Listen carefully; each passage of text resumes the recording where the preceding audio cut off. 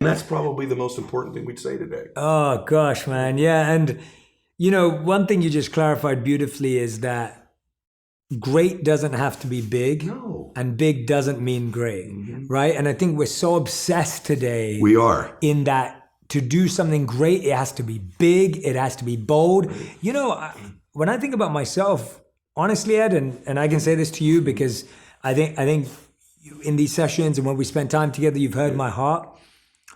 I was one of those people who actually never believed I could do any of this stuff I've done. I never set out when I started and I was like, oh, one day I'm gonna be, I didn't have any of that. That's not how I'm wired. I was wired in like, I wanna serve. I'm gonna serve whoever comes, whether it's 5 people, 10 people, I'm happy, I'll serve them. And as I started to do that, I got more confidence. Like, okay, now I wanna serve larger groups. Okay, let me serve them. And then it was like, and I never believed at any point that there were these arbitrary, abstract goals of like number one this, like those weren't how I set out. And so when I'm listening to you speak, I hope someone's out there thinking, Jay and Ed, I'm like you guys, where it's like, I don't vibe with all that like motivation, I just vibe with the fact that I want to have a great impact, like the person that helped your father. Yeah, and you know what we've both found in our life too, just to give you insight from someone called me seasoned today. This is that the universe or God really prepares you to step into the next room when you step in with some faith. And so maybe it does start with 5 or 6 people, and maybe that's enough, but perhaps in that space you're in, there'll be a little door open. And if you step into that one, you'll find, we think I have to have it all figured out.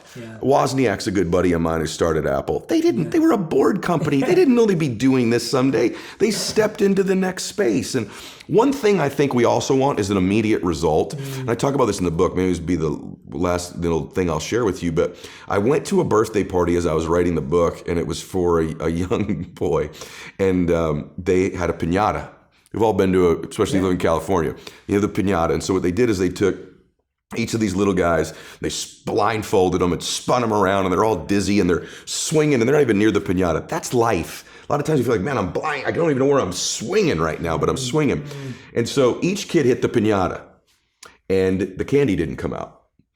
And so they take the blindfold off. That kid got tired. The next little boy came up, spun him around. So like 7 of them hit this pinata.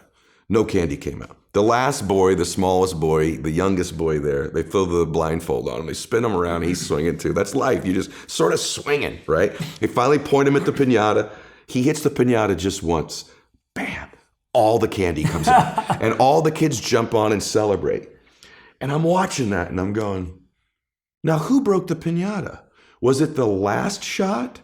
Or was it the cumulative blows of each of the shots on the pinata? Well, we all know the answer. It was the cumulative shots. Life's a lot like that, man.